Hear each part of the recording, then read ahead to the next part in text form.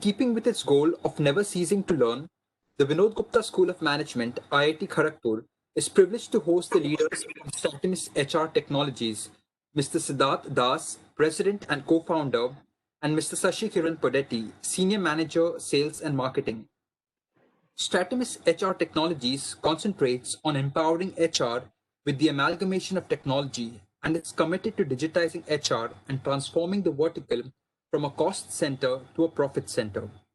Mr. Siddharth is an alumnus of the University of Lincoln and Charles Sturt University, has 18 years of experience in the HR arena, clubbed with a strong passion for machine learning, natural language processing, and other upcoming next-gen technologies, and has played a pivotal role in conceptualizing the team of Stratemis. An alumnus of IIM Shillong, Mr. Sashi is committed to not just providing solutions for the business problems of his customers, but opening up new opportunities for them.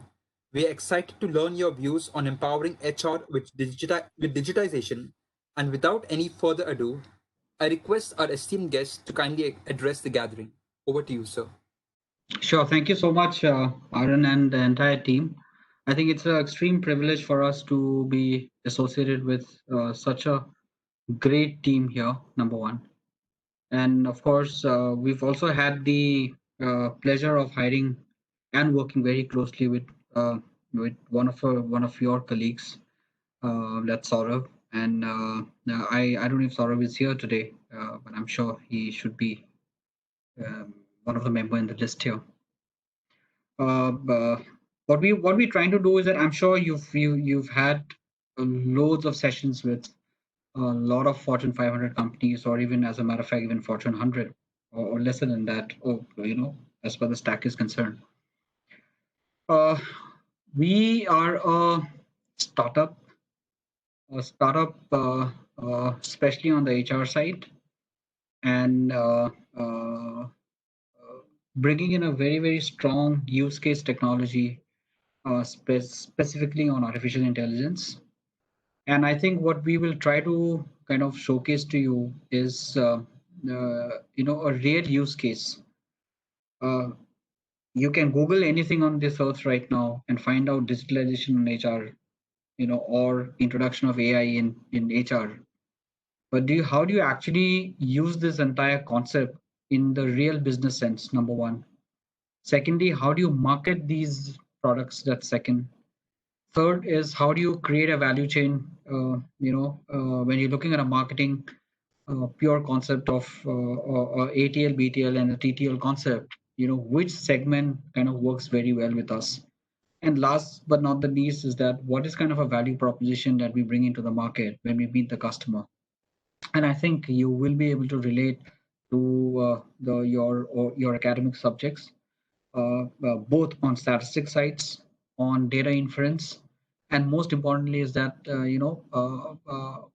how do you sell a USP which is just born 2 years back and make money out of that USP? I think that's some of the core objectives that we will try accomplishing here in about hour and a half or lesser than hour and a half here. And I think we're going to start off the session with Shashi. Just to let you know, Shashi comes from with a very strong engineering background, completed his executive program from IIM Shillong, and he was the fourth member in the organization 2 years back. I remember very clearly 2 years back when I had gone to Shillong, and we were just three of us there. I had the two investors, and that's me, followed by two of my leaders who were there. And we had gone ahead and hired Shashi and one of his colleague called Sushmita. Sushmita heads the technology for us. Shashi heads the marketing and solution for us. And it's been a great journey for the last 2 years. And I think it's worth expressing and showcasing to you what we've been able to achieve in last 2 years. And I think without wasting too much of time, Shashi, a quick snippet about you, your role, how you've managed the journey so far from a from a management school of academics to a real life of how market looks at the product and also looks at you as a person.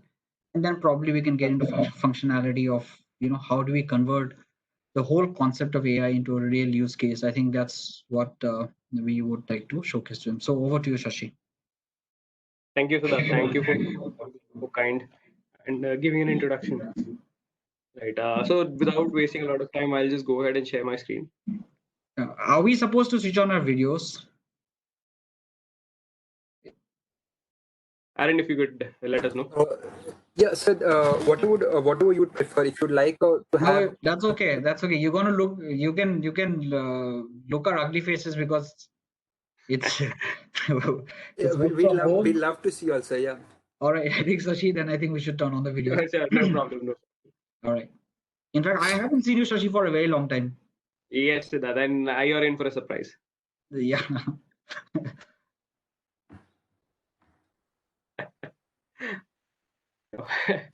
I've lost weight, right? I lost weight, I lost hair, I lost a lot of things. All right, great. All right, let's start off, man. Sure. Just give me a moment. I'm just trying to get familiarized with the Cisco WebEx tool here. Just right.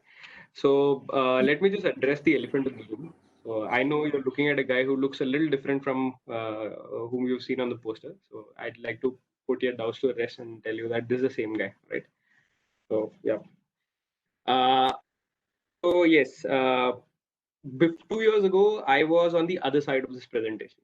So I used to be, in place of Aaron, right, who's trying to coordinate this, event and help the students kind of get in touch with the industry and try to understand how the academics bridges the gap between the real world problem and the businesses out there. So this is what something I used to do 2 years ago. So it's been an exciting journey to come to this side of the presentation, being able to share my 2 cents with some of the brightest minds in the country. So yeah, like Globally, why countries? I think I would say globally. I'm sorry. I said I would say globally. Why India? Yeah, I would strongly agree with that. Yes. So 2 years journey in Stratemis, but before that, I was part of some organizations like Tech Mahindra and JP Morgan, and before that, I worked in a couple of startups also. In IIM Shillong, I came to the, I had an opportunity to serve a role of representative. So some of the things that some of the effort that has gone into creating this event were part of my job responsibilities back then. But the view of what we think was a little different while I was in JP Morgan, then while I was in IIM Shillong, and then once I have passed out and moved into Stratemis. So maybe some of the HR practitioners of the industry might have also joined this presentation. So they would be pretty much agreeing with maybe my point of view and Siddharth's point of view, right? So before 2017, while I was in JP Morgan, I used to believe that the HR function is just a cost center. Like a typical employee, I used to think that HR function is a cost center, and they are supposed to be doing some of the stuff that is mundane in nature. Right. Then I moved into the academics world. Right over there, I used to seek HRs for opportunities, to get in touch with our batch. But after that, while coming into Stratemis, I came to an understanding that the roles that the HR serves in is far more than what we used to perceive. And this could be something that you guys could actually make a keep that in mind whenever you're trying to get in touch with a few HRs. Because if you are able to empathize and understand what their job responsibilities and roles are, they tend to like you a lot, right? So as I've given my introduction, right, I'll go ahead and introduce the organization and how we have gone ahead in our journey so far, right? What are the things that have been instrumental in bringing us to where we are, right? And after that, Siddharth will be able to talk about the AI and the integration of AI into HR and how this is brought into life one of the I would say, the best HR solution that is provided by an Indian, product company out there, right? We will be able to talk about some of the data analysis, right? The use cases of artificial intelligence, machine learning, natural data, in this presentation, flow of data, how to convert unsupervised data into supervised data, etc. Right? These will be some of the points that we'll try to attack, and after that we'll go ahead with the question and answer session, hopefully. Right. Right. So back in I had joined Stratemis in 2019 January, right, and I had passed out from IIM Shillong, completing my major in general management. So when you come from an institute like IIM Shillong and work with a startup, right, there's a lot of myths that kind of break, right? So we with not blaming the institute, not blaming the situation, but we usually come with a mindset that we are supposed to be working in one particular function and doing one particular job, right? But when you come to a startup and when you become responsible for some of the decisions that are made in the function, you'll come to an understanding that there will be a lot of hats that you'll have to wear, right? You're not only doing marketing, you're doing sales, you're doing product management, you're working with the strategy group of the organization, you're actually speaking to the investors, and your CEO, if you don't have the support from your CEO, there is hardly anything that you can do.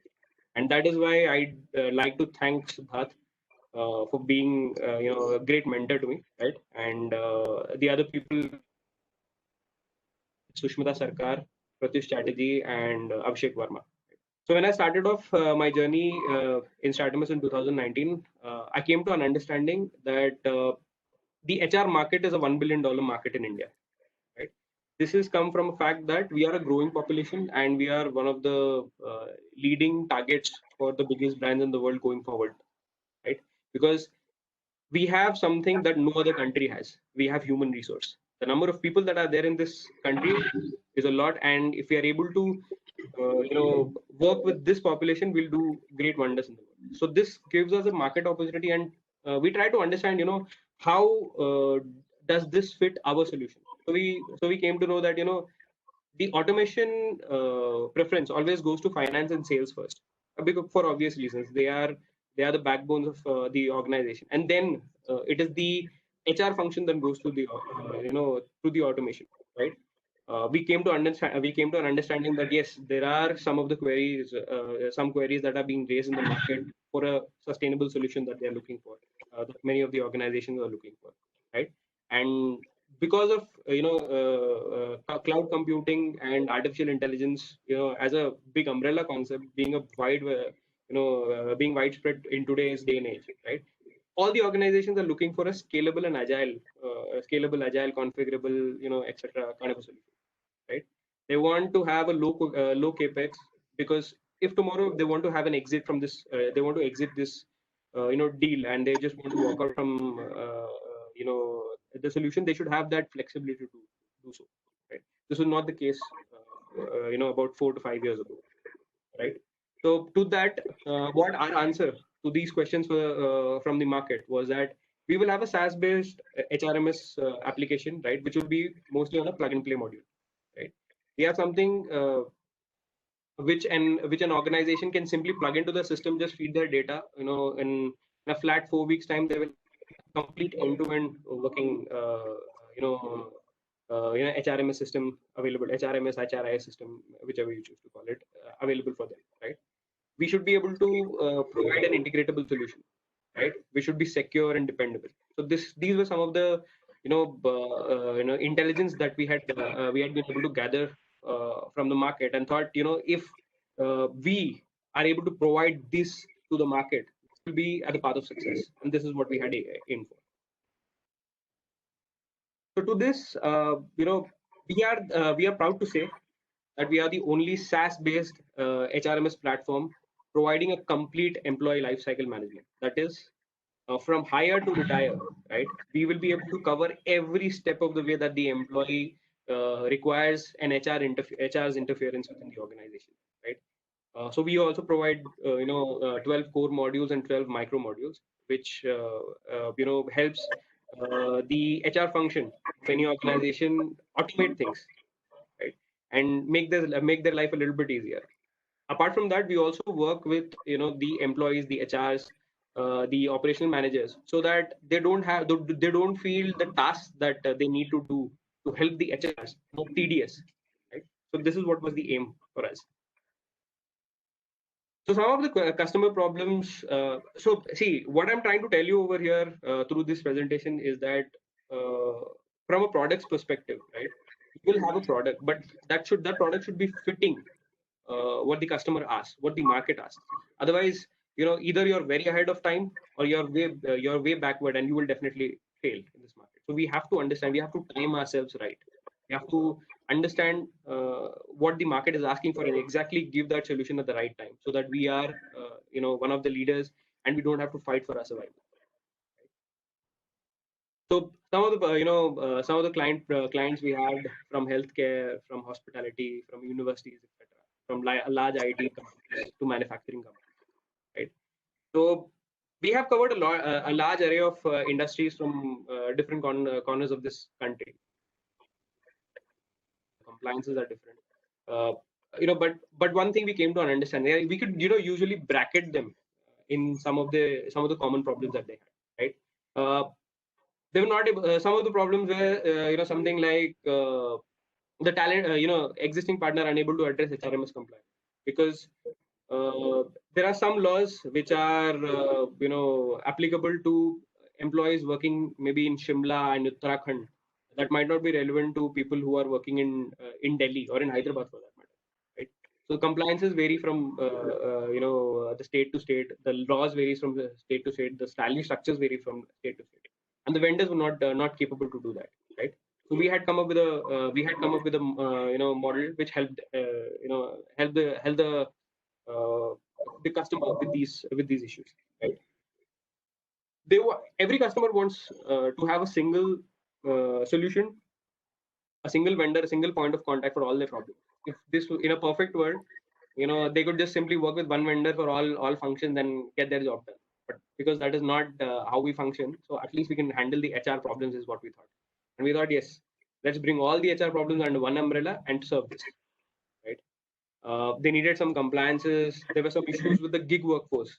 As you see that most of the organization, not almost all the organizations in India today, are working from home, and this reduces some amount of pressure on some of the capex that the companies are going for. So they are now looking towards a gig workforce kind of a model, right? If you follow some organizations like Axis Bank, they have spoken, their CHRO has spoken that gig workforce is going to be the way forward, and at least step by step they will be converting 10 to 15% of their workforce into gig, right? So that's a different topic. Maybe we can digress into how gig workforce works and how we can go ahead with that. So yeah, these were some of the problems that we thought we as a vendor, we as a solution provider should attack to actually help the HR community to grow with us in this journey. So what we were able to do is we were able to simply try to divide the whole market into three segments. Some companies which lie between 50 to 500 as small and 500 plus to 2,500 as medium enterprises, and any organization above 2,500 as large enterprises. We tried to find out what could be the major solutions that they look for, major problems that they have, and how we will be able to give them give them some solution that actually not only fit their objective, but also take them forward. It's not only problem solving, but also forward looking is what was the approach that we were going. So we thought there should be a journey that not only we do, but our clients also do with us, right? So we thought let's if today we are in a place where we provide so many modules and so many solutions here, what could we do forward, right? This is something that is also, yeah, as a business leader you will have a lot of stakeholders also. So sometimes some of your stakeholders are your investors and your CEO, like Siddharth. So this is something that you will have to be very much aware of as a business leader going forward, right? there are a lot of vanilla products that are there that are available, and artificial intelligence, is just a word that has been thrown around easily these days. Every company out there, every organization boasts that their solution is based on AI. But we should truly understand, if you're talking about AI, how different are we, and how we are able to provide something like an AI, right, in a platform which could solve a problem of a particular domain, right? So we were able to find out some of the differentiators, in the four segments that we've shown over here, right? Something like if you are very familiar with the HR function, you will understand that there are some core functions that an HR performs, right? And for these core functions, there are some functions that are support functions, which can be called as a micro solution, right? To this, what we have done is we have added the analytics that we and the chatbots that help data collection and many other facets of an HR's work, right, to be eased. So we thought, so these pretty much are the differentiators. I will not deep dive into this, because that's not the agenda that we're attacking here, right?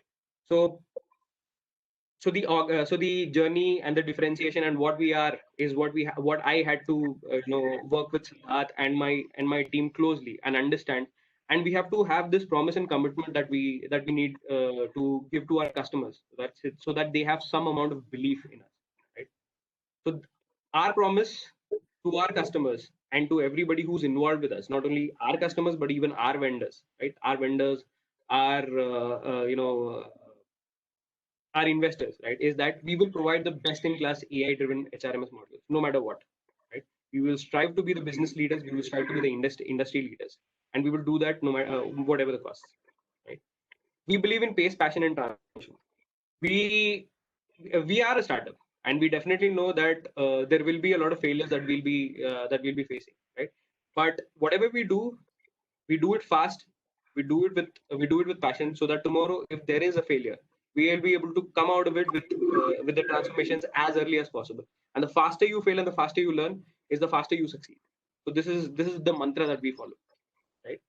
And the purpose that we drive in our organization is that we help our customers to achieve HR digitalizations at minimal costs, and that is what we want we are aiming for, right? So the commitment that we have, that we will provide everything under a single platform. The vendors, the customers don't have to go anywhere else for any other solution, right? Uh, Achieve digitization, minimize the capex, and ensure implementation is very much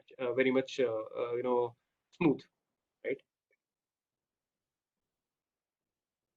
Here on, I'll request rather Siddharth to take over from here. So, Shashi, thanks for the introduction. And Shashi, I'd like you to navigate the slides for me, if that's okay. Sure, no problem, Siddharth. Great. So, guys, welcome to the session. I thought I'm gonna shave and I'm gonna wear a formal shirt, but I just forget it, man. Let me stick to the subject. The subject is more important than what you wear. And quickly to kind of let you guys know, we started this some time back, and I'm grateful to be working with a very powerful team, a team which is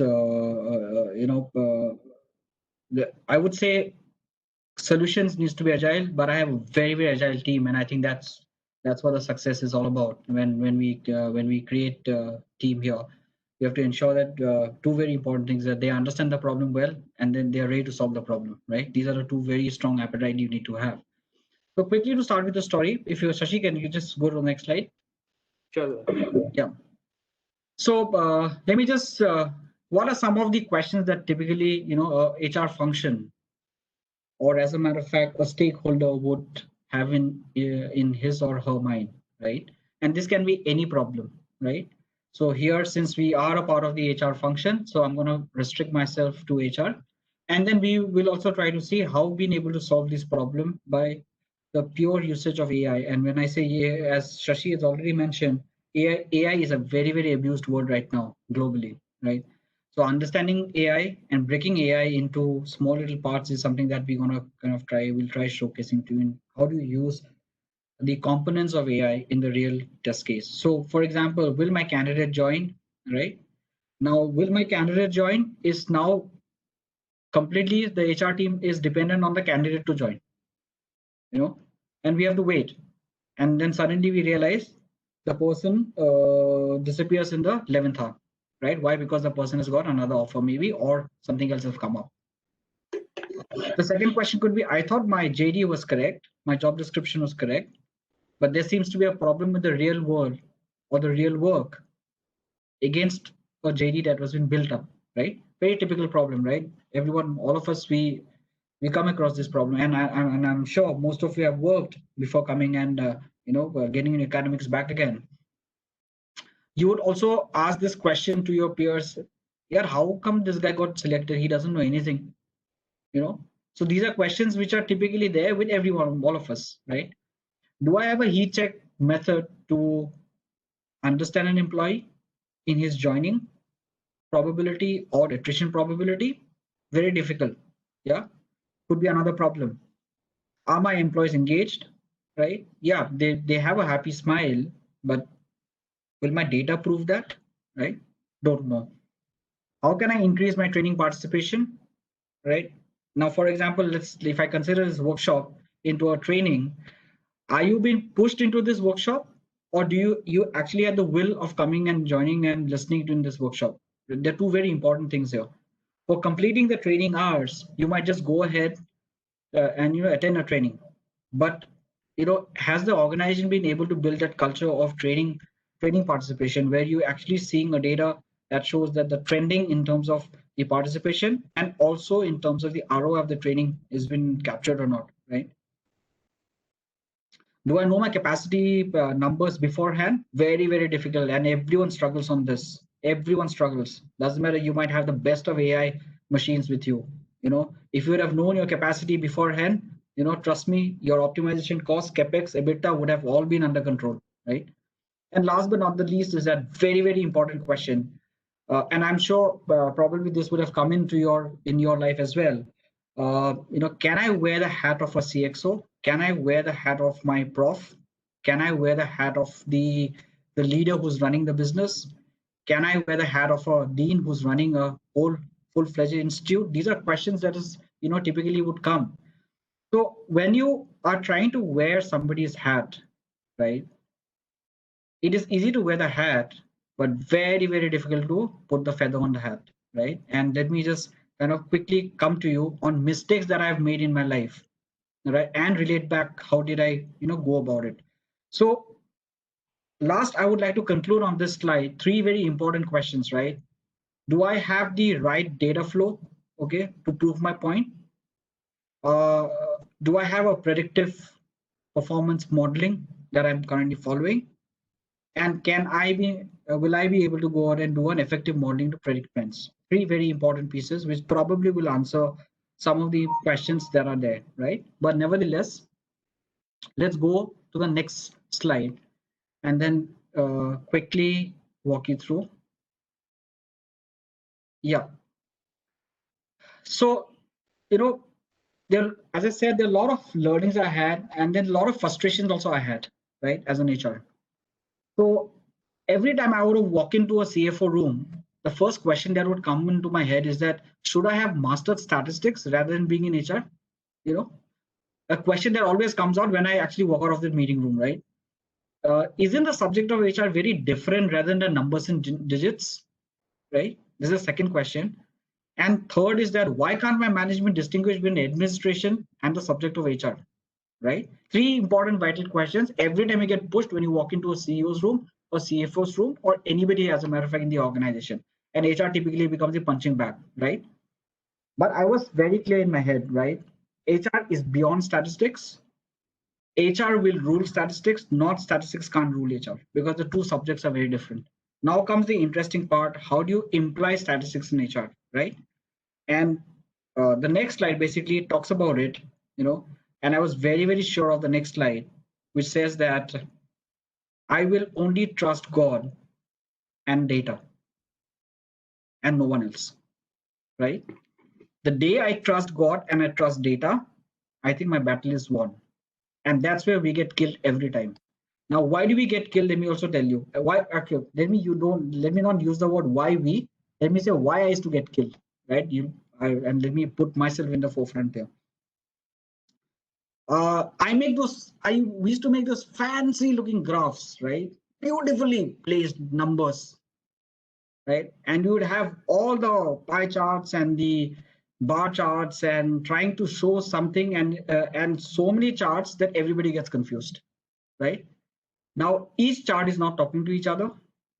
The pie has no significance to the bar. The bar has no significance to the, but your PPT would look extremely beautiful, and you will actually show to the world that, wow, man, this person has done a lot of work. He's kind of made 37 slides, 47 slides full of graphs, and I think this guy has a complete hold on the data, right? And you'll be surprised to know presentation will not go beyond 2 slides because you get killed out there, right? Which means too much of nonsense, on a deck with no relevance to data. Nobody has the time to even go through those 47 lines. So a clear cut point, I'm going to trust God and I'm going to trust data. And then what Shashi showed you some time back on the market data and market analytics, that it's not something that we picked up from Google. The data point has come from interaction with CHROs, CTOs, business partners, product companies, at least 150 to 200 plus, and then we've gone ahead and put that data on this. So every word that you see on this slide has been crafted by us, which is our experience that we're trying to show you, right? So with this thought, my next slide, Shashi, you will have to slightly navigate with me, right? Yeah, my next slide basically talks about, was it easy for this data transformation? The answer is no, right? Clearly no, right? It took us about 4 years to organize intrinsic and extrinsic data. And when I say intrinsic and extrinsic, there are two very, very important data sets that we're talking about. We're talking about intrinsic data, which is not internal data. Intrinsic data is not internal and extrinsic is not external. If you break the entire word into two parts, what are the external influences and what are the internal influences which are actually leading to the data to lead to a solution, or data that is giving you a meaning, right? And that's why we very categorically broke the intrinsic and extrinsic pieces out here. So we had to study this entire data. And how would we study? The most favorite thing that we had used was the Excel sheet, right? And it took us 5 years. Trust me, friends, 5 years to come out of an Excel sheet. Because every time you will be nervous, you'll have a problem in hand. The first thing that you open up is an Excel sheet. You'll put your numbers back again there, and consciously, unconsciously, you're repeating the same thing again. But the confidence that you're writing on an Excel sheet, itself gives you enough confidence that I'm working on my data back again, right? So what we have done is that it took us, the point that I was trying to drive was that, to firstly, adaptability of moving from an Excel to a platform, reading data from a platform. And when you read data from a platform, how do you bring UI into a platform? That becomes very, very important and became very, very important for us to understand, right? And that was one of the core need of the customer data point that was required. How can I read data on a real-time basis? How can I transform the department? And third, but most important point is that, is the transformation yielding a inference? And I'm stretching on the word called inference here. Is my data actually pushing me to take a decision, right? And that decision can be a top line decision. It can be a bottom line decision, right? That something is a strategic point that anyone would try to make. But most important point is that, is the data transformation leading to an inference, right? So clearly, the journey has been very, very difficult, because what we have done is that we kind of broke the entire HR process into small micro process. Now, let me give you what is the definition of a micro process in HR. When we talk about micro process, they are sub processes within a module. Now, in a HRMS, you will see a recruitment, you will see a onboarding, probably a digital onboarding is something it's wasn't there. Now in last 3-4 years, people have really started concentrating on digital onboarding and engagement. And then predictions, all right, stay interviews, 360 feedback, performance management system on a normalized bell curve, output in a normalized bell curve, performance management system without a bell curve, a 9-box model, right? So there are various processes, models that we use when we are trying to try modeling a data in HR, right? To actually see how the data is flowing, number one. Secondly is, how do you mix behaviors? Now, these are two very important data points, and that's why the intrinsic and extrinsic word has been used here. How do you map behaviors to performance, map behaviors to skill, and how do you map behaviors to output, right? Three very important points. So what we have done is that these small little processes, they're digitalized. And if you see on a data transformation, the arrow basically talks about the various modules that we have, which basically helped us to go ahead and, bring in data under one umbrella, right? Now, why we have done that, let me quickly walk you through the next two slides, right? The stages of analytics. The whole core objective of doing this was to basically read data, firstly to collect data, which is one of the most difficult tasks. Most difficult task is to collect data, right? The collection of data, representation is nothing but a descriptive analytics, right? The data coming in, and we kind of showcasing the data with some fancy graphs out there, right? The next comes is diagnostic, which is the most difficult. Are you being able, is your data leading to a diagnostic outflow? If you've been able to diagnose, then which data points is actually predictive? And last but not the least, which data point is actually prescriptive, right? Now, if you have to drive this entire funnel now, let's say a candidate walks in for an interview with a certain skill set, okay? That skill set gets mapped to a job description. Job description gets connected to a competency framework. A competency framework gets broken down into functional competency and behavior competency. A gap has been identified and a variance has been identified. According to the variance, a roadmap gets created. Day zero, you have a welcome note from the HR, you join the organization, and then experiential data of the employee is being collected over time to go ahead and narrow the gap, right? Probably you would have never thought that HR does all this, or HR would not die to see data like this. Now, what are some of the problems that we have? The problems that we never had a centralized data flow, number one. Secondly, how do you collect this data?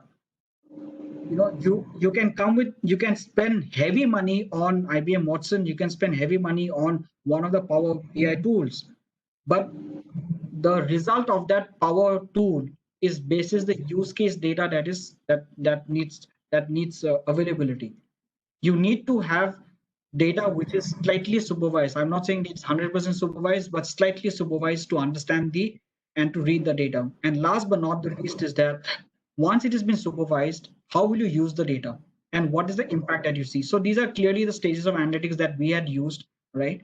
So in the umbrella, as Shashi was mentioning, in the umbrella of HRMS was just a restoration point, right? Then the analytics engine comes in, wherein we have started feeding in analytical NLPs, right? Typically to go ahead and read the data. And let me just quickly walk you through in the next two slides here. If you have to break the entire analytics into simple steps, the next two slides I'm going to talk about a little on technicalities. All right. As I said, was statistics a part of HR or HR was part of statistics? I don't know. I think, now I'm very confident, and without statistics, please don't even try to read data on any of the subject that you wish to do, whether it's a subject on HR, marketing, and many more, right? So clearly, assumptions being picked up on the first four. Basically, we simplified the entire concept of statistics. That what model of statistical model should we use to read those data? All right. So linear relationship, obviously, a HR function. When you see there is a clear indication of relationship that is happening, right? Well, what we call as Hanoffs. Normality is required here, and multivariate normality is required because we will have to normalize data points, at to certain level to come to a central tendency in terms of the output. Third most important point is the collinearity of the data, and last but is the density. When you say the homogeneity of the entire data point that is coming in. Now, look, these data points are something that we don't have it on the forefront, right? All this is happening in the backend, and the engine will have to run in such a way that it gives you an output to the customer to actually read the data. And we'll have to make it so simplified that whoever is reading the data, you don't need a 47 slide now to understand data, right? And that's where your prediction would come in, your capacity building will come in, your intelligence, these MTIPs will come in. And obviously the R square value, I think I don't need to explain out that, right? The whole modeling basically is based on that, right? Now, if you can go to the next slide, please. We can spend a lot of time on this slide and the next slide. Yeah, but clearly regression, logical regression, but logistics regression has clearly been used. Naive Bayes has been used, decision tree, random forest. So these are various methodology we've used. Now, the point that I'm trying to make in is that now, for example, when I'm trying to predict attrition, then my modeling is going to be very different. When I'm trying to predict headcount, my modeling is going to be very different, and so would be your performance trends, right? Now, these are all core concepts of HR that we have struggled throughout our life, right? And the most accuracy of the model that we currently use, and we've got a lot of benefit, is the confusion matrix here. I did see a message popping up there. How do you read accuracy? So this is the answer to this point. Okay, confusion matrix has been used, and clearly the accuracy formula is there, so you can clearly work out. You can see that, right? Now, if I move to the next slide here, all these names and jargons we've heard, right? AI broken down into ML, NLP, sentiment analysis, prediction. So clearly, these are 5 things that we use as the core subject for us, especially for Stratemis, and this is where we specialize in. All right. And for us to go ahead and reach to a resulting point or a very confidence of data, okay, what we call as what I call as a positive accuracy and a less varied accuracy. All right. So the God gifted piece that we had was that we had these small little modules that we had created, which I'd shown you in the previous slide. Those modules actually really helped us to build a very strong use case data context, right? And we have pulled those data contexts, and that's where the AI modeling and the engine became stronger and stronger, right? And you'll be proud to know in 2 years we haven't used a third-party engine. All our engine has been homegrown. And let me quickly show you the libraries that we've used for the NLP libraries that we have used, right? So clearly, these are the 9 libraries that we have used, and these libraries basically place its own significance in the role that we have. A recruitment will have a separate NLP. Your onboarding will have a separate NLP. Your performance management or stats modeling will have a prediction. Whenever we are trying to predict any kind of a data point, whether it's a headcount, capacity, performance, learning agility, training, your attrition, retention, open text, right? So these are certain models that we used. Okay, Pandas, NLTK, most common, right? OpenCV, most common. Skype and Zar, your reading from your QR code, your quick responsive code NLP. So this is one of the NLP we have used, but there are many more out here. Now, while we're bringing out these pieces out, let me show you the next slide, how we have used them now, right? In the real sense of business. So if you really see on the artificial side, the slide has been broken into 2 parts here. On the left-hand side, you see what are some of the concepts that we've used, all right? Which is, we are preparing ourselves for deep learning. Obviously, I don't say that we are, because the data is coming in now from various customers, and the engine is becoming stronger and stronger, all right? But it clearly, on the left-hand side, the one that has been demarked with red is something that we have currently used. And on the right-hand side, it basically shows you the entire roadmap of an employee, right? Pre-joining, at the time of joining, your 30 days, 60 days, 90 days, and then 180 days, right? So all the administrative tasks that an HR would used to do, now basically the machine controls that, right? The machine pulls out the information, pushes out the information, captures the information in, processes the information, and throws an output. As simple as that, right? That output can be a open text output in the form of sentiment analysis, or so. The most common term that you probably would have heard is a mood meter. All right. Capacity basis on algorithm, your attrition basis on algorithm, right?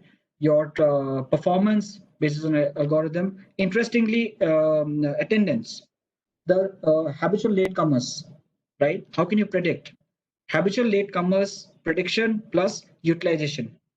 How can you connect the 3 dots together? right? Utilization connected to performance, right? So if you see here clearly, you have 4 sets of data point which is getting connected, and this can only happen when you have a seamless data flow from one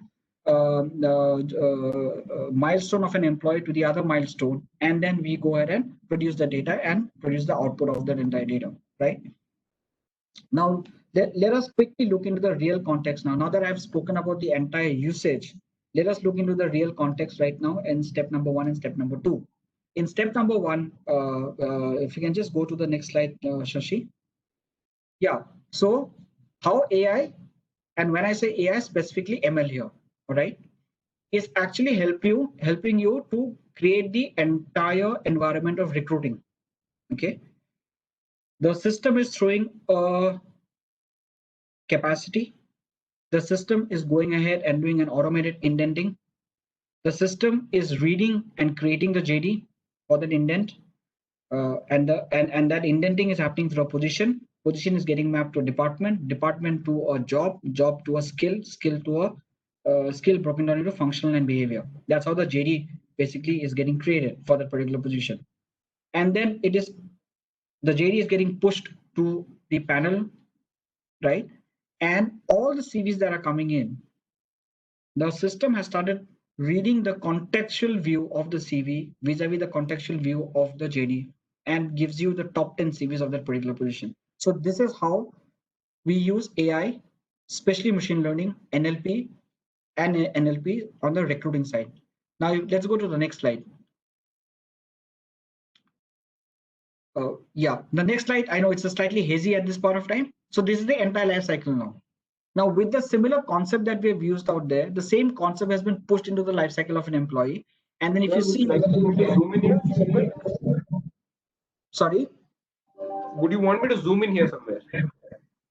no, because this is, yeah, you if you can for the group.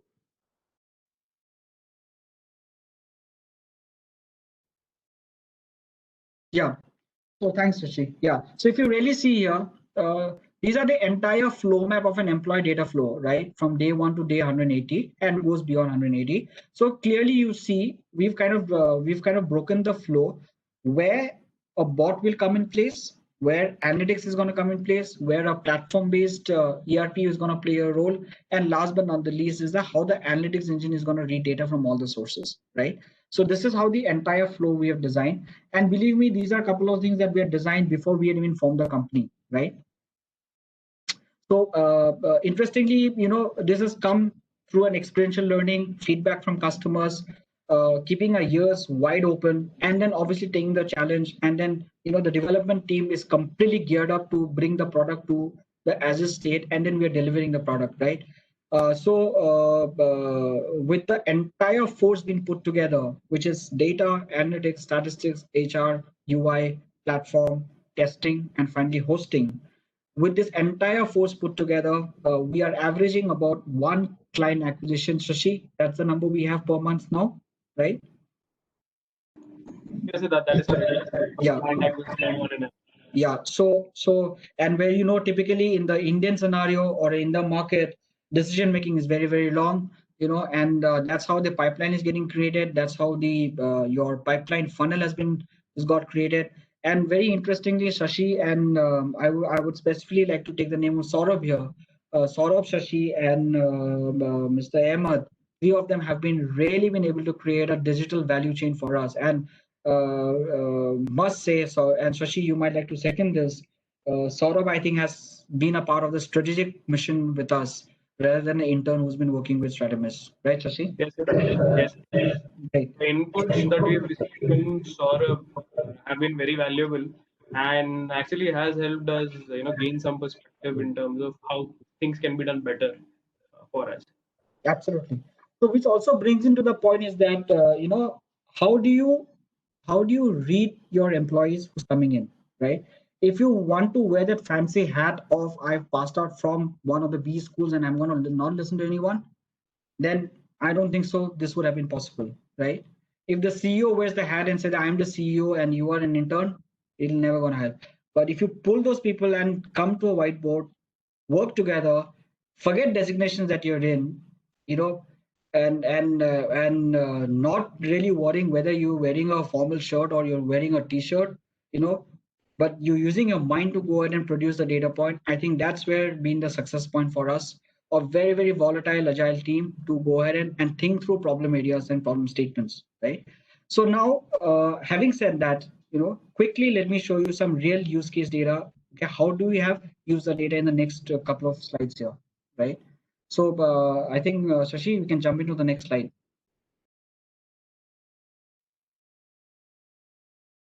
All right, so let's look at some descriptive data now. Okay, and this is data that we're showing you from our this is data which is coming out from our engine. All right, so if you can just click on the next slide, please.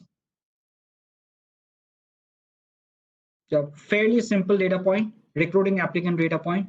All right, you have a target, you have an achievement, beautifully placed in a graph out here, but has no meaning.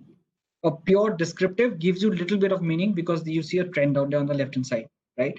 On the right hand side, it gives you a funnel, it gives you a meaning out here.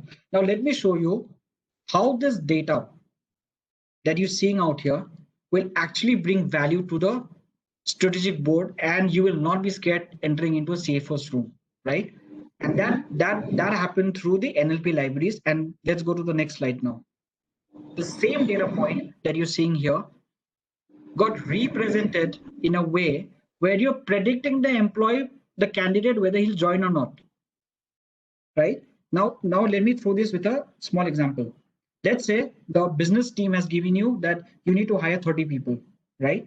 To get 30 people on board, we will make a strategy that we will have to source at least about 150, 200. From there, we're going to filter it out, and we should at least make about 40 offers to have 30 people joining us, right? Typically, when you have a bigger number, out of those 40 people, how many will join and will not join? That's a question mark. Every HR would have, every business leader would have that. Couple of things. Is my brand good enough to attract people? Is the money that I'm paying is good enough? Is my job creation good enough? If everything is good, why people are not joining, right? That's where we place the bot there, right? Which is nothing but the recruiting. I would not call this a recruiting bot. I will call them as a joining prediction engagement bot. What the bot does is that post the letter of intent has been given, there is an interaction that happens with the candidate, and we broke the entire piece into 5 different parts. Shashi, if you can go to the next slide, right?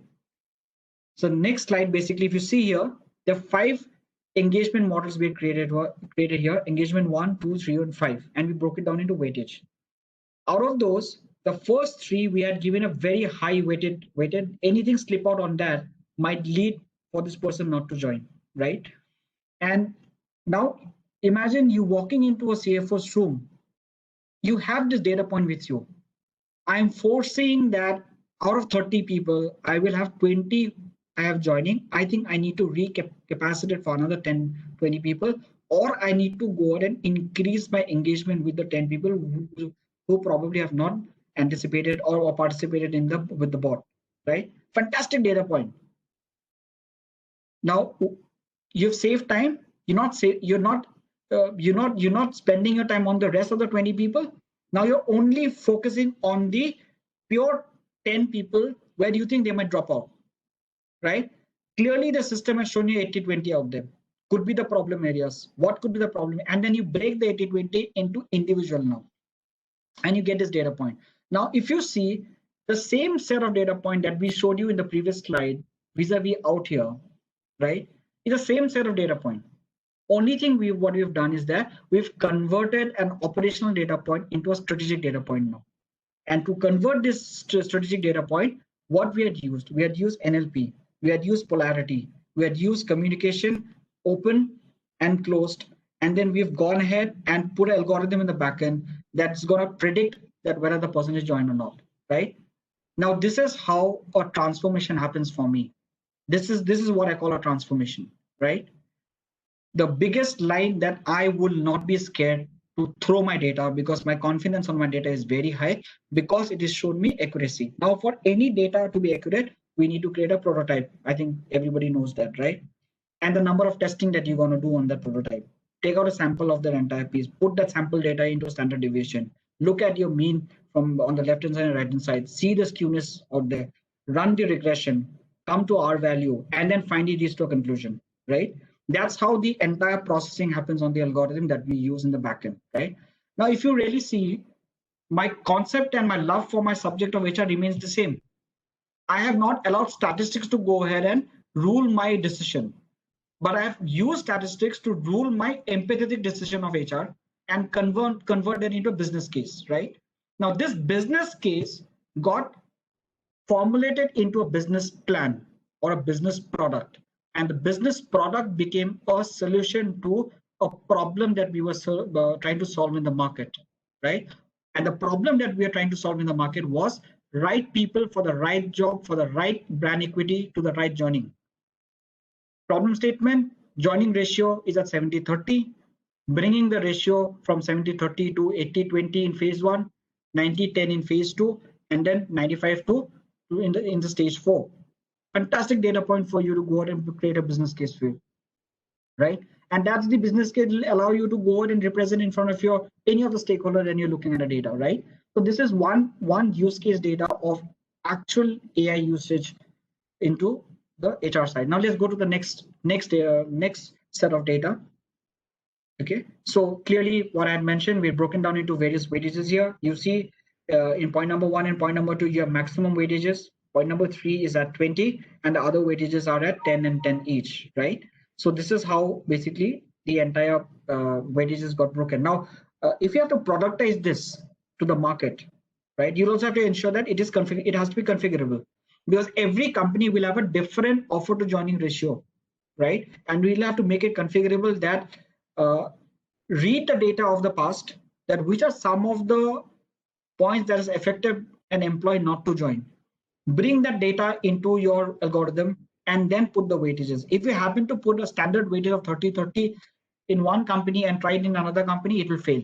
The accuracy will come down to about 60%, right? But that's where the cultivation of data, and that's where the cultivation of data farming actually happens, and that's where if the farming is right, the yielding is going to be very, very high, right? Now let's go to the next 2 slides. Now let us take another business case now. The next business case is, let's say, headcount, right? Headcount and attrition report. Fairly simple report, descriptive report, right? You have an opening headcount, closing headcount, a new joining headcount, voluntary attrition, involuntary attrition. Fairly simple. As it is giving you a trend, but it's not making any sense. Okay, at this point of time.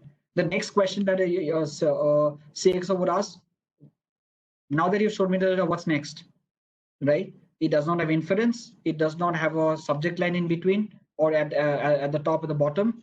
It does not have a reason why people are trading. It does not even have a reason that what you should be hiring for the next year or prepared to hire for the next 3 months.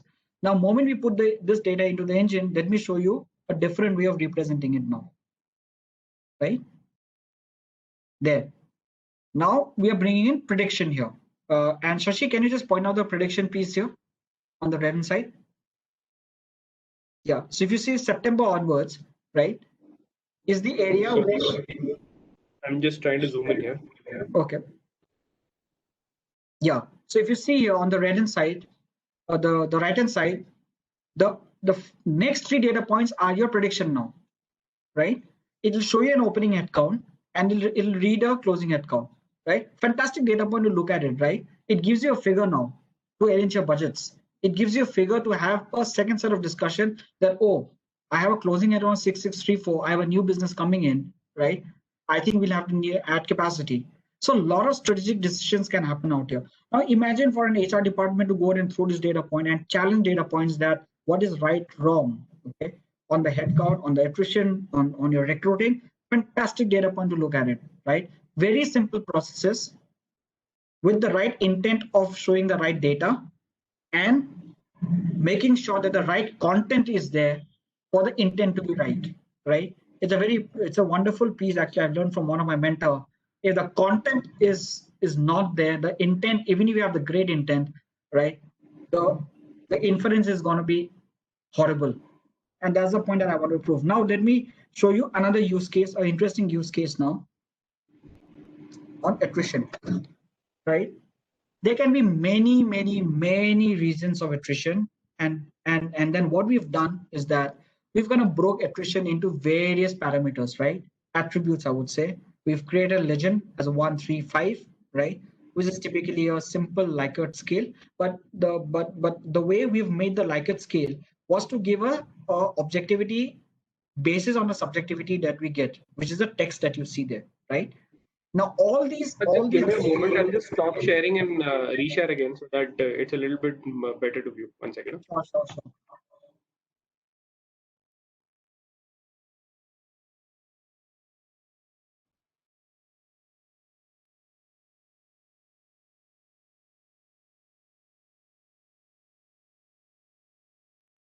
Yeah. I hope it's more visible.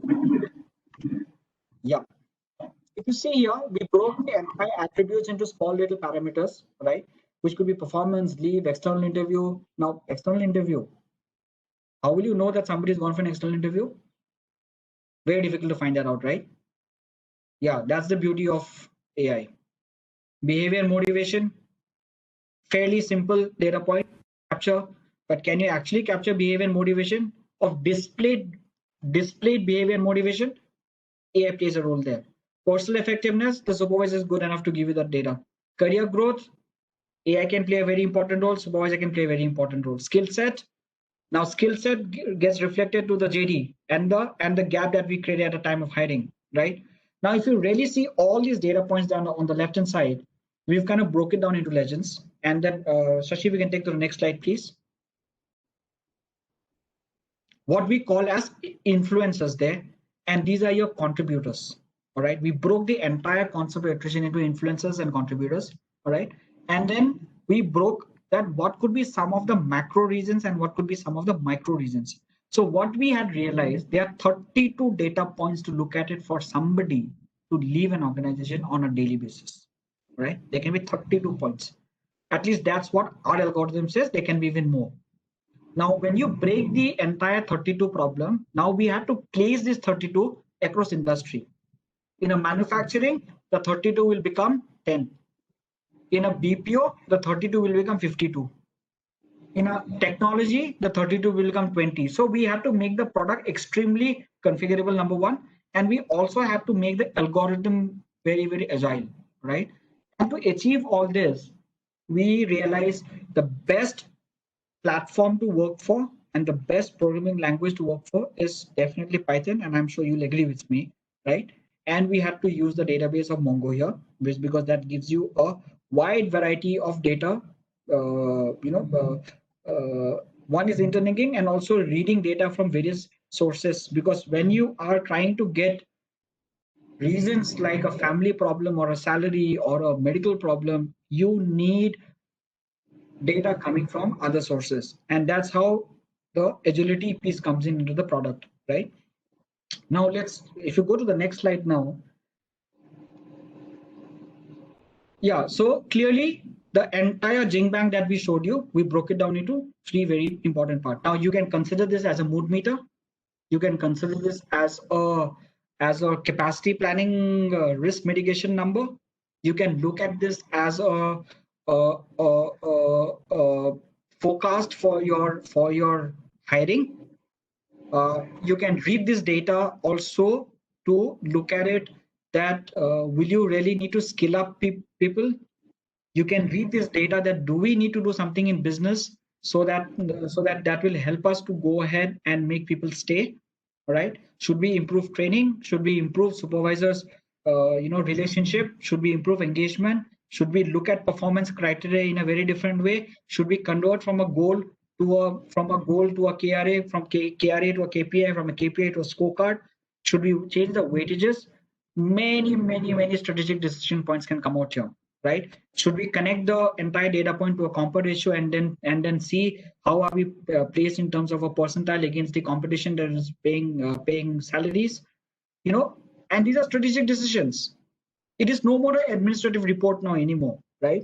Simple data points of informal discussions that we would do what we call as them as gossips has actually become informal, have converted from an informal to a formal data point. And from a formal data point, it has moved to a formal strategy. From a strategy, it has gone to operations, and from a operation, it's come down to execution, right? So if you can just go to the next slide, Shashi. Yeah. Now, how do we go about doing that? On the right hand side, you would see these are some of the enablers to do that. We use our bots, we use demographic data, we use supervisors data, individual engagement data, right? Your 360 feedback, stay interview, absenteeism report, performance, motivation measure checks, learning agility, right? And if you just go right beneath there, you see compensation. We have not taken compensation as one of the key area, okay? Because clearly, clearly if you see, if somebody is paying you higher, you will leave. There's no doubt about that, right? And that's the pull money has. Now, there are a lot of jobs we skip just not because of money, but we also skip because of brand, right? But we do brand and money for one simple thing, right? Is your personal security, nothing else. That's all you do, right? Your personal security. Will the money take care of my family? Will the money take care of my loans? Will my money take care of my education loan? Will I get a better working environment? Maybe not, because if you have to switch from a Microsoft to a Google or from a Google to a Microsoft, I don't think so. The environment is going to be as bad, right? Both are in the top-notch engagement companies in the world, right? The only thing that can be technology, and that next can be money. These are two important things. Now, you might come back and challenge me that we've read and proven report across that people leave because of supervisors, people don't leave organizations, blah, blah, blah. Yeah, in my 18 years of service in HR, I've seen that, okay? But the supervisor can be also thrown out. Okay, so, and that can happen when you bring in technology, which cuts biasness and which basically gives you great data point to prove anyone right or wrong. All right. So if you really see here, these are some of the important data points, enablers that we use in this entire supporting deck. All right. Stress, demography, indicators, leadership, job satisfaction, compensation, work satisfaction, co-workers relationship, job content, and your external environment. Here, I'm not picking up disciplinary cases as one, sexual harassment as another case, because these are obviously somebody under that is not even liable to work anyway, right? But these are some of the important data points that the system and our algorithm reads, and then we predict. On the left-hand side, at the bottom, sorry, Shashi, you just skipped. Yeah, at the bottom, it's gonna give you those UI, low risk, mid risk, and high risk. Okay, and then don't read this as a retention analytics. Read this as a pure analytics. All right. So it's pure analytics that is giving you. So it is giving you at each and every level your analytics report in terms of a retention, right? So with that note, we come to the next slide.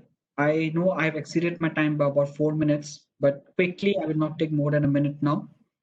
So the biggest enablers for our data input has been bots, the platforms that we use, and the biggest strength that we have is the analytical engine. So this is how we, in the next slide, this is how your graphical representation of bot interactions happen in the first 30 days. The next would be at 60 days, maybe. I think that's what we have. Next is 90 days. The next is going to be 180 days. So you can see that every time the bot is talking to you, all right? So we are using a very, very strong AI, contextual AI out here. The data is getting linked to your last communication, to the new communication, and then finally it is going to algorithm and is giving you a depiction, all right? And last but not the least is, yeah, you can just go to the next slide, please. Yeah. So this is the output that any would like to see, the 9-box model. Okay. So all the behavior, retention, capacity planning, engine, all that we use is to get an output like this. The primary motive is to get an output where the company is doing well. The company would do well when your performances of your people are doing well. And so retain the top performer, let go of the bottom performers, and work on the mid performers. Clearly the concept of HR. Do not keep any baggage which will inflate your bottom line, work on the people who's creating the top line, and coach the people and move them from a mid performance to a high performance. So if you happen to see data in all these 9 boxes, it's going to be so interesting and so intuitive, not only for an HR, for even for a business leader to look at his shop. Just click on the data point on one of the boxes and you will see that the list is getting populated, and it gives you the list of employees who are in the top 4 boxes or top 4 quartiles or in the 9 quartiles, right? Things would have been a lot easy. So all these pieces that we've been able to drive in is purely from the fact that I personally had burned my fingers, in spite of the fact that trying very hard to prove my management that we are doing the right thing and we need to do extra. But now it becomes easy for me because I've used that mistakes into my learning, that learning into the product, and the product into a sellable commoditization in the market now. And that's where we're seeing a lot of benefits, right? On actually depicting all data points and reflecting on performance and behavior influencer boxes model out here, right? With that note, I think I have the last slide probably for you. Okay. Clearly to know who is providing the data, who is processing the data, and who is benefiting from this data. If these 3 questions are being answered, then this takes me back to the first initial slide to very, very confidently say, to drive analytics, HR need not be statisticians, right? With that note, I think I'm going to end my session. And not bad, Shashi. We covered 46 slides in 1 hour. I think if people would have gone off to sleep by now, I guess. Not at all, sir. It was really very interesting. Yeah. So I think that's all we thought. We should make the best use of the 1 hour time. And just to summarize, there's a lot of support that I've got from Shashi, Shushmita, Pratyush, Abhishek. I don't know if some of them probably will be here. Arif, Saurav for sure. Deepak, who leads our product team. Kaushik, who leads our data analytics team, and many more. So I think with the idea is that we don't want to become a 100-member team. We don't want to go beyond a 15-member team also. And with this 15-member team, we want to service about 5 to 6 clients onboarding on a monthly basis, and that's where the product is getting ready for. And I think we need a lot of wishes and blessings from all of you. Thank you so much, guys. Happy to take questions. Yeah, so we have some questions. The batch can continue posting the questions in the chat. I'll read out the questions as and when they come. Look, if it is very tough, I'm not going to answer.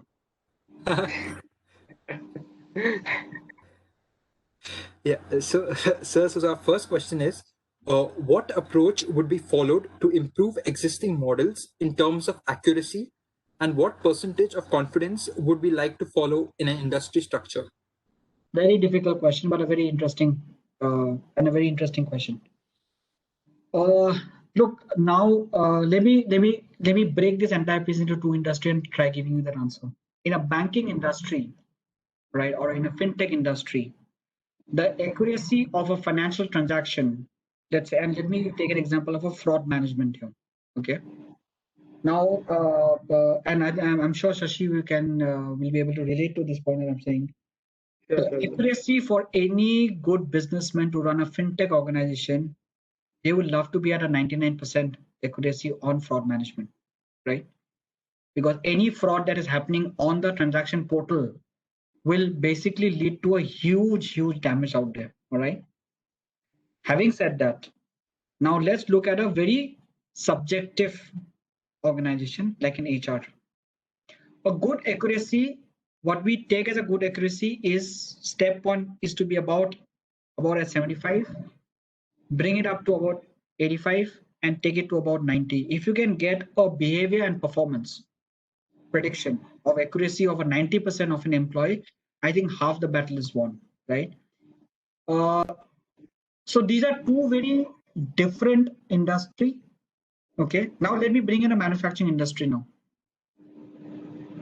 Manufacturing industry, let's say you apply Kaizen and you're trying to do a transformational small little changes in your automation assembly line, right? What is the accuracy of failure do you have? It's going to be, it has to be minimal. If Six Sigma basically, three defective parts per million. absolutely, right? So if you really look at now to read data, what model is right? There is no right model. Let me be very clear out here. Secondly, are models closer to accuracy? Yes, right? But accuracy of any model is dependent on the pumping of the data that is happening on a regular interval. And that's where the training is happening to the model. If the model gets trained, lakhs and lakhs of data will come, your accuracy percentage is going to higher. Moment the lakhs becomes in thousands, the accuracy, there will be a gap, right? So there's no right model or a right wrong model out here. You can use one of the statistical model to go out and make a model. And then if you're trying to use a machine learning capability through that modeling, then you need to use the right NLP that is available in Python, and then run the function and then look at an output. So I think that's what I would like to answer this point. But Shashi, if you want to add something to this point, I think we'd love to hear from you. No, Siddharth, I think you've pretty much covered most of the thing, but just to put things into perspective, so in terms of accuracy of a model, I'm not sure how this question was approached. Is this question being approached from a technical side, that is from the Python, perspective, right? In terms of analyzing some raw data and finding out how much, what is the best model depending on the accuracy, or is it more on the domain side? So the answer that Siddharth and I are going for is, technically anything is possible. You can look at, any of the modules. You can see any of the data models. You can see. You can try and find out the best results over there. But domain-wise, is it suiting your business issue? Is it solving your problem? That is where you need to look more closely.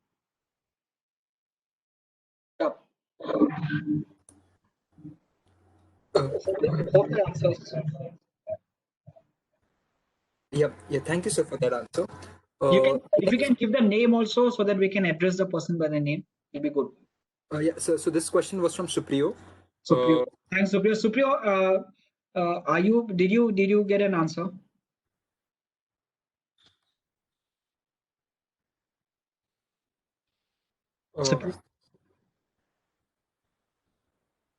I think so. Lost his audio connection. Okay. Never mind. We can come back to Supriyo later. Yes, sure, sir. The next question is from me, and my question is: data pre-processing and annotation is another gigantic task that needs to be performed to make the data usable for AI and ML applications, especially data that is unstructured and not available or not always available in the format that is usable by the models that we design. So, what are the techniques and what are the tools employed, especially in space for this scenario? Sure. Great question. So typically, again, we come back to the normalization of. So the first step is the normalization of the data. All right, and then we look at the interdependency of the data, which is basically a cause and effect, analysis that we do. Now, any unstructured data, one very important thing that at least we had kept in mind is that what is the output that we want to see from the data. Okay. Now there can be various data which can come. Now let me support this with a very small example. Let's take a demographic data. Okay. Now in a demographic data, there will be certain segment which is structured. There's a certain segment which is unstructured here, right? Now in a demographic data, that data can be used for various ways to look at it. Okay. We can look at demography in terms of performance. We can look at culture. You can look at behavior. You can do cloning. Then you can also look at attrition. And you can also divide the entire demography now into zone wise. And then from zone wise, you can go as deep as to society, right? You're bringing a sociological concept to this entire piece of, of a data point. You can go as deep as that, right? But having said that, the output that you require basis on an appointment letter that you've hired someone, all right? Now, if you happen to stick to the appointment letter, which is when I say appointment letter, you're looking at a data point from a JD mapping to a person who's coming in there, right? So we'll have to see what is the output that you're trying to look at it. And when you're trying to look at the output, then we started normalizing data. So when we normalize, what we do is that we started looking at interdependency that has impacted data statistically, all right? And data that has a varied correlation with the X factor and the Y factor, right? And then we bring those data into real use case, right? And negate the rest of the data. Now, while we are doing that, we are creating a hypothesis. We are creating a hypothesis, and then we look at a hypothesis value there, right? And then we will see that basis on this hypothesis, is the hypothesis true to my inference or my thought process that I have in my mind, right? So that's how we look at it. At least we looked at it when it came to data. So when we did that, let me also express my point here. We were at an accuracy of 65% initially to start with, right? Now, from 65%, then we understood slowly and steadily what are the gaps. That means the data that has gone into the system, and we were trying to map it with the output, which is attrition, right? Now, we kind of connected dots again, all right? And then we again got back to the data, and from 65, we took it to 75. From 75, we went to 85, and finally, we closed it at 92. Where we reached to a point is that, 92% of retention that you're doing, okay, now that relates back to your bell curve that you're closing on performance on a year-on-year. And there's a very clear-cut relationship here. A bell curve with a top 60 to 70% as your mid performer and your top performer, vis-a-vis the 92% of retention. Now, again, coming back to the point, out of the 92% that you have a retention, what is the actual percentage that you'd like to retain? And what is the less of the percentage where you think that even if they go, it will not impact you? So we break the data into regrettable and non-regrettable piece. Now you see a small topic of yours on data or supervised and non-supervised, to what extent you could have drawn this data and to what level you could have drawn this data at, right? So again, coming back to the point is that, data simulation has to be a real-time basis and has to be a ongoing basis, right? That's why it took us almost 8 years to reach to a use case data that we know that if this person is behaving this way or this guy is interacting this way, this is going to be an output because our data has shown that, right? So I think that is my submission to your answer, to your question here. Shashi, anything that you want to add? No, Siddharth, I think I have Look, nothing more. in fact, it'll be very interesting to know for the entire batch here. Mr. Hemachandra is there. Yeah, Mr. Hemachandra leads a huge bank from a HR perspective. If he can also relate back to, on HR data point, it'll be very interesting, Mr. Hemachandra. Hey, thanks, Siddharth. Hi, everybody. Yeah, two things. The first question, what Siddharth has answered, one is how do you, cope up with the requirement, or how do you improve the existing model? When they presented to us, it was the core HRIS, what they presented end-to-end HR activities. But in the bank, what we look at is something different actually, where we do capture. A lot of background verification check, including CBIL, and there is something called an Equifax, which is a microfinance organization's body where we check the employees' data there, and if there is something, criminal records has been recorded, we don't write such people. So we wanted to capture those data into the base employee data basically. So what Stratemis helped us was develop the complete the structure for us, so to capture the as a base data. So that again we looked at on a completely as an output as a complete analytic tool, where we've seen how many people we checked, what was the score of the CBIL, what is the score of the what is the status of your Equifax, what is the score of your BGV, green, red, and amber. What is the BGV's the TAT for that matter.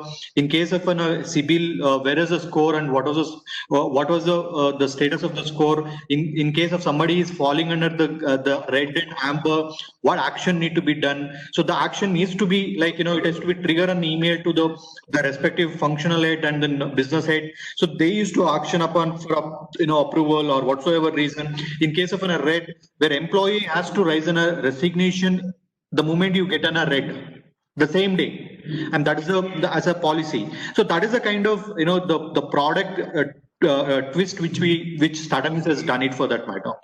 In case of accuracy, when we gave our Excel sheet to the Stratemis to see as a sample, I think as he mentioned it already, which we went to, drilling down to the society level. In case even in our data also, it happens very clearly that we gave a complete pan-India data, and we could able to drill down to a branch level and the branch manager level to see how many employees are reporting it, what background of their, what pedigree they are from, and what is the business they are from. All those stuff, we could able to see it in a one screen. Complete data we could able to see in the one screen, which is an Excel sheet of around 7,000 employees data, which is around a lakh plus cells data in the one Excel sheet. So all those things we could able to see one page or as a PPT. Thank you so much. And other than team, just to let you know, Mr. Hemachandra is alumni of XLRI and again works. I'm very glad that he joined this and he joined this session to give you a very different perspective of how HR looks at data point on the banking side. So, Mr. Hemachandra, thank you for joining this session here. It's my pleasure, Siddharth. Anytime for you. Arun, I saw a very interesting question in the message right now, and it's really intriguing me to take that question here. There's somebody who asked this question: gig economy or gig workforce. Yes, sir. Yeah. So I'm sorry, I'm jumping the gun here, but I want to. Can you just read out the question for me, please? Yeah, so the question is from Dhaval, and he said he thanks you for the very insightful session. So okay, then why don't we ask Dhaval to ask the question? Yeah, at least we'll have a face and we'll know. Yeah, Dhaval, if you could unmute yourself and ask the question. Hello, good evening, sir. Am I audible? Hi. Good afternoon and good evening to you. Sir, my question is like, as you told that we are moving towards gig economy, and also there are many roles that I was reading about that require a seasonal nature while it comes to hiring, and there are many hiring costs as well associated with it. So how to draw insights about when to hire, what amount of permanent employees to hire, and what amount of manpower can be outsourced? Excellent, yeah, excellent. Lovely question. It's a very interesting question, actually. So let me first explain you how the gig functionality work. Okay, it is just not that you're not taking people on roles on the company, right? For a gig economy to work in the true spirit, you need a very, very, very strong control on your business. Number one, okay, extremely strong control on business. And second most important piece is that there's a lot of noise in the background. If somebody can just, yeah. So one, I'm saying that you need an extremely good control on the business, and second, you need extremely good control on your data security. Two very important things before I even jump and take the question. Now comes, how do you predict what is the number that you require, right? And that's a very interesting question. So very successfully, we have, and Shashi, you can very well second me here, we have gone ahead and deployed the so-called the gig workforce with Stratemis, but we are going live with another client who completely works on gig right now, right? The whole concept now on gig is that kitna outsource karna hai, what is right amount of outsourcing, and what is the maximum that you can outsource, right? Secondly, it also brings you to a point is that when the BPO had come in, when they're outsourcing the work, what kind of work can get outsourced and what kind of will be a primary work, right? Now coming back to the point, in a gig workforce, there are 2-3 very important things that you have to keep in mind. Firstly, do you have an engine that gives you what is my business impact for next 6 months or 10 months, which is nothing but your operating cost and a capex cost, number one. Right. Second part is that to mitigate my opex and my capex, right, which is basically nothing but a top line and my bottom line here. So right now, typically the gig, we try to go ahead and mitigate the bottom line here, right? On my bottom line, when I'm trying to go ahead and bring my EBITDA positive by reducing my cost and increasing my top line, then the only way to do that is that I let loose of my capex cost, which is my assets, and secondly is that I don't lose on my work delivery which is the demand of the client, right? So you need to have algorithms in place in such a way where it actually gives you your total capacity. People gets converted into numbers and digits, digits gets converted into utilization, utilization into amount, and amount into compliance, right? So that is a huge string of information that you need to gather, number one. Secondly is that if that is the case, how will you engage with those people, right? Because there can be a possibility that a gig workforce might not even be visible to you. You might not know Siddharth that is part of your team. You had outsourced the work, it has gone to a forum, somebody has worked on it, and the payment happens, and you're making the payment to that person or to the entity right now. So there's a huge question mark in terms of how you manage the entire compliances there, right? And third, most important, let's say we know the person who's doing it for you. If you know the person, then it's fairly simple.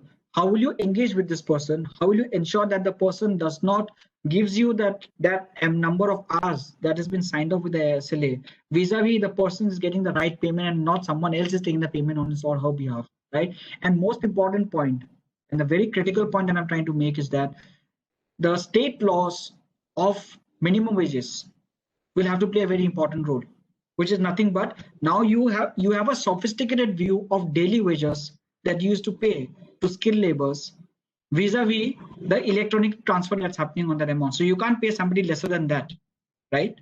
So these are a couple of things, Dhaval. I think it's a very, very, very interesting question. We've very successfully been able to bring this up, you know, in a non-payroll environment. We've been able to create the product.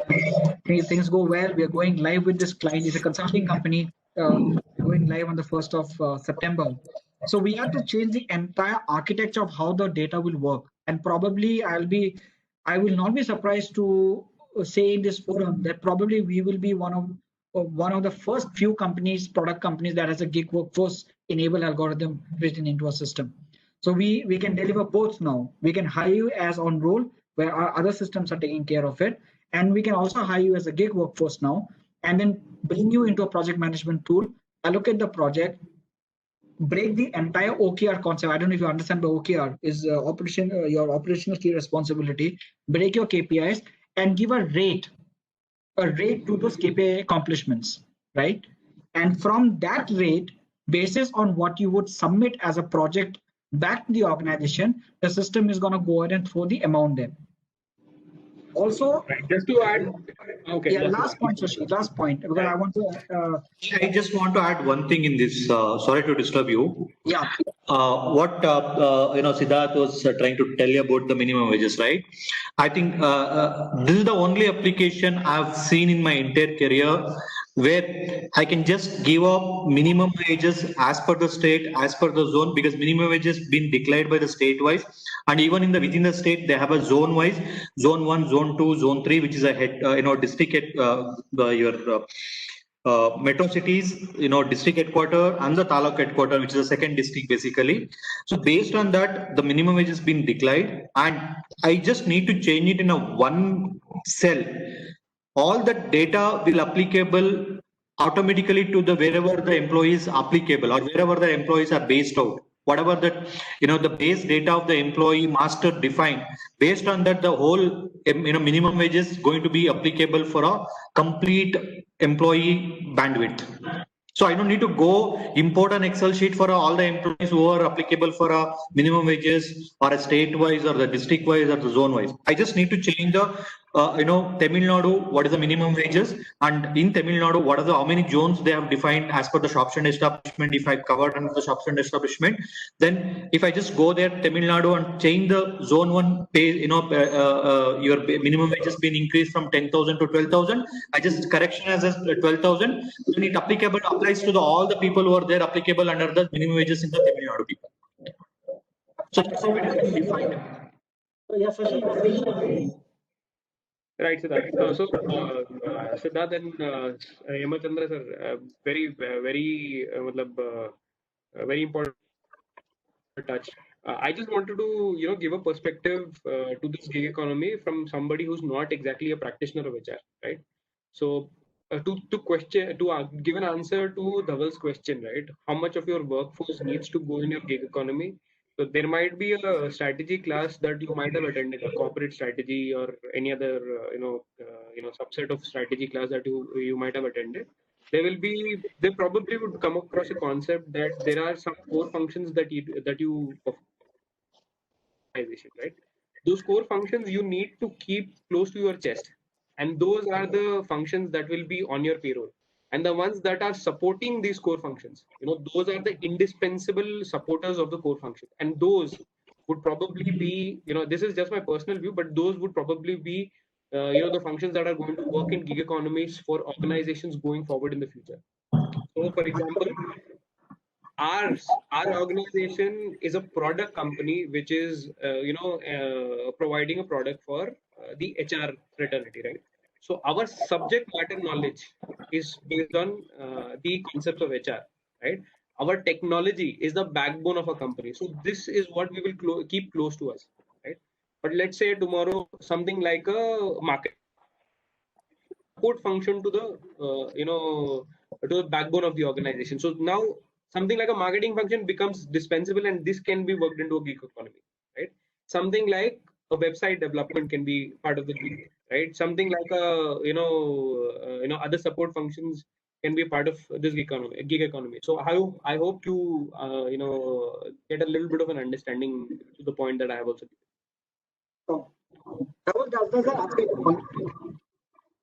Yes, sir. Thanks for the in-depth answer, sir. Thanks a lot.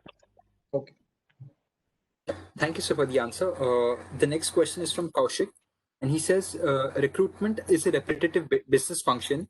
We know that to maintain or to achieve the highest quality of a process, Six Sigma is highly efficient. Is it useful to combine ML and AI methods and Six Sigma to achieve high quality process and improve the overall Sigma score? Please, forward answer is yes.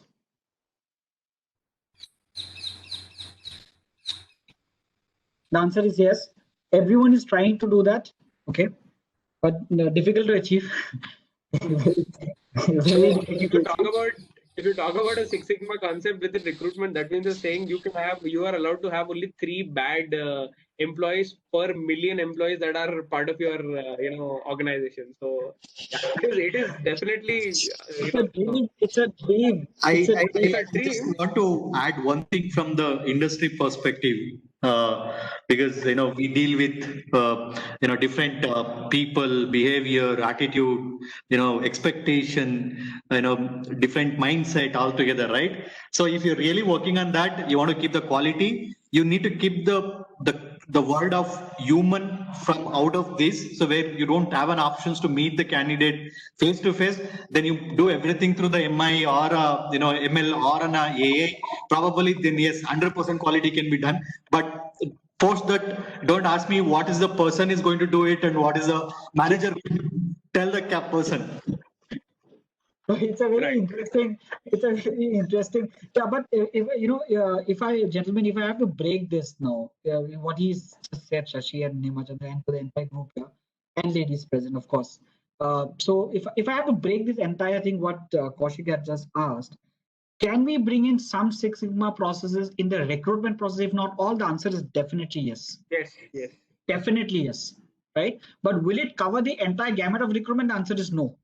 Because I'll tell you why. What happens is that. So, Kaushik, can you show me your face? Doesn't matter in whichever shape form you are. Okay, never mind. Kaushik, you can see me, right? Yeah, I can see you, but actually I'm facing network issue over here. No problem. No problem. As long as you can see me, Kaushik, now you let's say you're taking an interview of mine, okay? And the algorithm that we have written out there, it reads my entire face and gives you a report, right? Okay. It gives you a report that whether I am behaviorally, do I fit into, let's say you're trying to bring in this 16 PF, 16 personality factors, or the big 5 forces, big 5 model here, right? And then place my cognitions into that and allows you to take a decision. It'll be very interesting, right? And it's happening also now.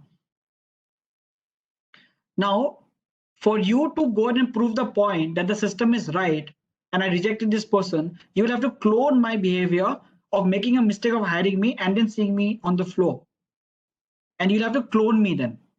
You need to have data point to go out and prove the point of whether even if I'm trying to use a Six Sigma in this entire piece of minimum defects out here, let's say I hire somebody with defect and let me see whether what is the output of the defect on the floor, right? So having said that, and it's a very intelligent question actually, yes, we can bring in Six Sigma in some of the processes, repeated processes, okay?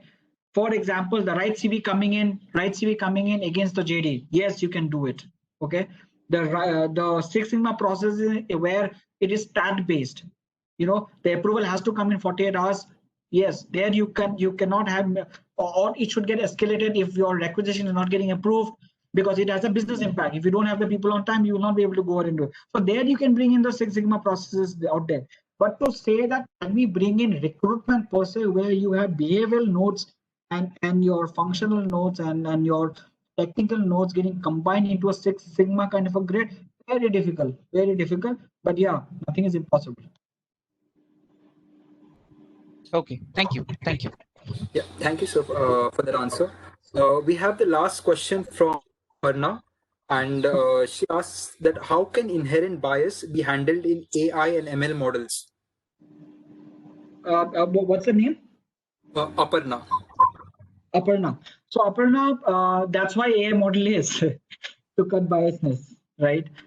So there can be various ways you can use that. So, okay, let me first explain you what is the definition of biasness and how the biasness can create. Now there can be biasness can happen at the time of hiring in terms of when you're hiring somebody with a gut feeling and you don't have a method to hire. Okay. Second, it can be a biasness that is a prejudices that is happening or a clear-cut window of a deflection of Johari window for a relationship that you're happening with your supervisor. All right, there could be a second biasness. Third biasness can be that you are performing at a certain optimum level, and then you are convinced that this person will not be able to go out and break the ceiling and go to the next level. That's the third kind of bias. Fourth kind of bias is that your peer-to-peer relationships. So these are now very, very easily can be broken down. Okay, and you can only break biasness when you break biasness into data points, right? Where it has no emotion, sentiments attached to it. It's a pure game of data, and that's where ML plays a very important role. Now, ML plays a role in adaptive, right? In adaptive learning and adaptive output. The adaptive output that comes out is actually used for a context. And the contextual output is basically the real output that you see against the biasness that you want to kill, right? So these are the three very strong connections that we have. In short, the answer is yes. If you can have the right data point and contextually you look at the data, that what kind of biasness are you trying to break, the algorithms can be designed, and the algorithms, that itself is a huge industry, by the way. Tomorrow, if you think that after doing your academics and you want to open up a startup and you go to an investor that these are the kind of biases that we have and this is the kind of impact of this biasness, I'm bringing an algorithm out here, I think you'll give competition to the next startup industry here. Yeah, thank you, sir, for that answer. With this, we've come to the end of the Q&A round. We'd like to thank both of you, Shashi sir and Siddharth sir, for such an informative session. Your take on how Stratemis is tailoring its solutions to customer problems with a grounded belief in pace, passion, and transformation has really been enlightening. The steps that Stratemis is taking to provide AI solutions that are both competitive and the agile culture of the organization has certainly intrigued us. We also certainly found the demonstration of a use case for analytics in the HR domain very interesting, which gave us a really grounded view of the actual application of analytics in a real world scenario. We'll definitely try to incorporate the key points that we've learned from your session in our journey ahead. So thanks a lot for all of that. We would also like to thank Mr. Hemachandra sir for joining us and for taking time to answer our questions. We would also like to mention our special gratitude to Ms. Shushmita Sarkar for helping us coordinate this entire session. It was really a great opportunity to learn from all of your experiences, and we are extremely grateful to you for sparing your valuable time to interact with us. We look forward to similar engagements in the future. We hope that this will be the start of a lasting relationship with you and your organization. And thank you once again for the session, sir. Absolutely. Thank you so much on behalf of everyone here, investors, my team, and especially personally from my side. Wish you all the best and do well. Yeah. Thanks. Thank you. Thank you from my bottom of You my heart. guys. And Take care. Bye. it's a pleasure interacting with you guys. Thank you, sir. Thank you. Thank you, sir.